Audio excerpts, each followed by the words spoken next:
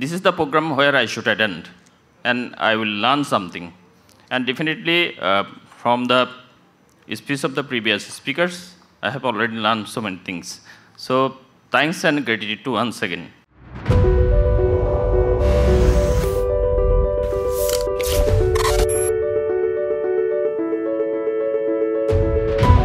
আজকের প্রোগ্রামের সম্মানিত প্রধান অতিথি মাননীয় mayor Chittagong city corporation, distinguished guest, Chittagong জেলা আইনজীবী সমিতির সম্মানিত সভাপতি সেক্রেটারি, ইয়ুথ ভয়েস অফ বাংলাদেশের অর্গানাইজিং কমিটি মেম্বার সহ সম্মানিত মেম্বারবৃন্দ, পার্টিসিপেন্টস, লেডিস অ্যান্ড জেন্টলম্যান, আসসালামু আলাইকুম, শুভ অপরাহ্ন।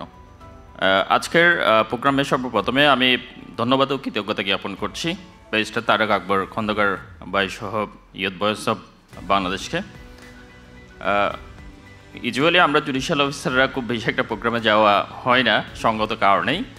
যখন তারেক ভাই আমাকে ফোন দিলেন, আমি জিজ্ঞেস করলাম প্রোগ্রামটা কী বিষয়ক। যখন আমি আজকের প্রোগ্রামের সাবজেক্ট ম্যাটারটা সম্পর্কে জানতে পারলাম, উইদাউট গিভিং সেকেন্ড থট আমি রাজি হয়ে গেলাম যে ইনশাল্লাহ প্রোগ্রাম অফিসিয়াল কোনো এঙ্গেজমেন্ট না থাকলে আমি এই প্রোগ্রামে অ্যাটেন্ড করবো। বিকজ আই থট আমাদের কাজী নজরুল ইসলাম যৌবনের গান প্রবন্ধে একটা বিষয় বলেছেন যে যৌবনকে বয়সের ফ্রেমে বাঁধা যায় না। তো আজকে যারা আমরা ইয়ং হিসেবে বলছি, আমার মনে হয় আমরা তারুণ্যটাকে শুধুমাত্র বয়স দিয়ে জাজ করব না। আমরা যারা কাজী নজরুল ইসলাম ভাষায় যেটা বলেছেন যে আমরা যারা পুরাতনকে, জঞ্জালকে কিংবা মৃত্যুভয়কে আঁকড়ে ধরি, সেটা কিন্তু তারুণ্য না, সেটা বার্ধক্য। তো আমরা যারা ইয়াং আছি আমরা যদি পুরাতন যে সিস্টেমটা চলে আসছে সেটা যদি আমরা আঁকড়ে থাকি, আমাদের জেনারেশনের মধ্যে একটা বিষয় কাজ করে যে আমরা অনেক বেশি সময় সোশ্যাল মাধ্যমগুলোতে আননেসেসারি স্পেন্ড করি টাইম। তো এইগুলো যদি আঁকড়ে থাকি তাহলে আমরা প্রকৃত অর্থে যেটা তারুণ্য বুঝি, আমার মনে হয় যে আমরা সেই পর্যায়ে পড়বো না। দ্যাটস ওয়াই আমাদের we have to have certain goals.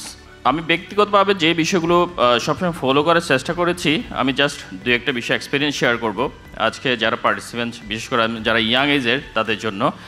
Definitely যারা সিনিয়র আছেন আমার সাথে চাইতে অনেক বেশি অভিজ্ঞ, আমি যারা আমার সাথে একটু জুনিয়র তাদের উদ্দেশ্যে দুই একটা বিষয় শেয়ার করবো। দ্যাট আমাদের যে কোনো বিষয়ে সাকসেসফুল হতে হলে, সমাজে কোনো চেঞ্জেস আনতে হলে আমাদের কিছু বিষয় মেনে চলতে হয়। ফার্স্ট অফ অল যে আমার একটা সার্টেন গোল থাকতে হবে। যেমন আমাদের ভারতের প্রয়াত রাষ্ট্রপতি এপিজে আবুল কালাম বলেছেন যে dream is not something that you see while sleeping, dream is something that doesn't let you slip.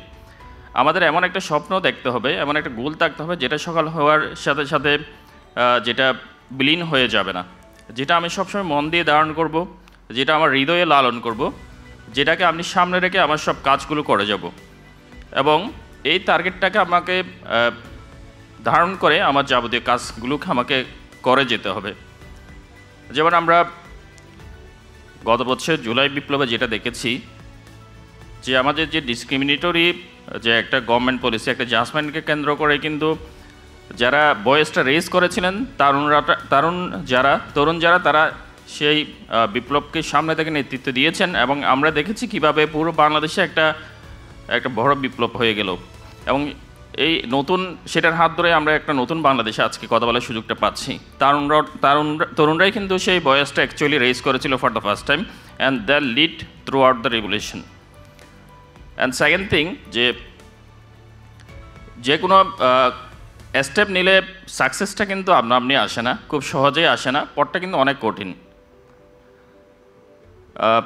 যেমন বলা হয়ে থাকে যে if you want to earn something you have to first burn yourself. তো আমরা যদি আর্ন করতে চাই তাহলে আমাকে হার্ড ওয়ার্ক করতে হবে। আমি যে গোলটা সেট করব সেটার জন্য আমাকে কাজ করে যেতে হবে। মার্টিন লুথার কিং বলেছেন, if you can't fly then you work, if you can't work you crawl, but whatever you do you have to keep moving forward.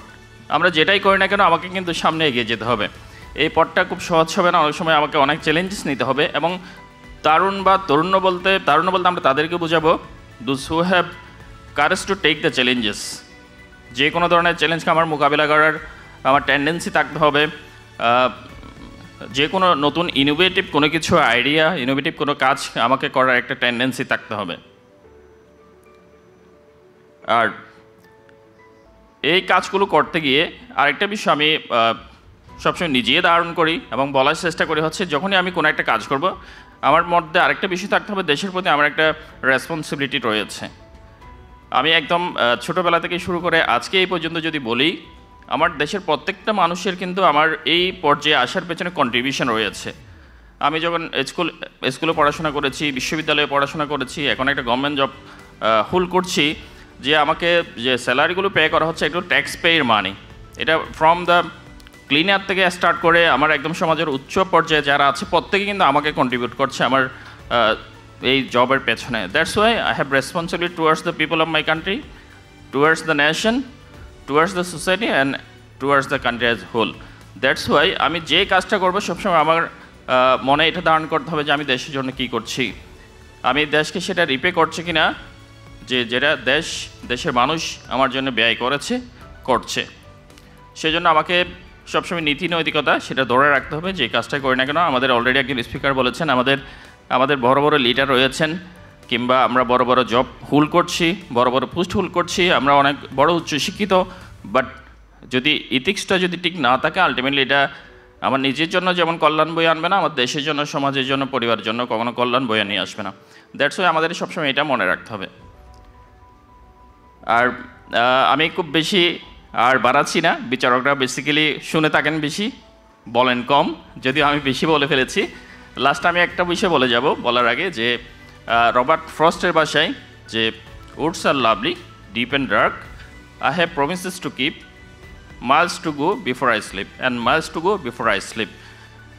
আমি যে গোলটা বললাম প্রথমেই, সেটা যতক্ষণ পর্যন্ত আমি অ্যাচিভ করতে পারবো না, আমি কাজ করে যাব।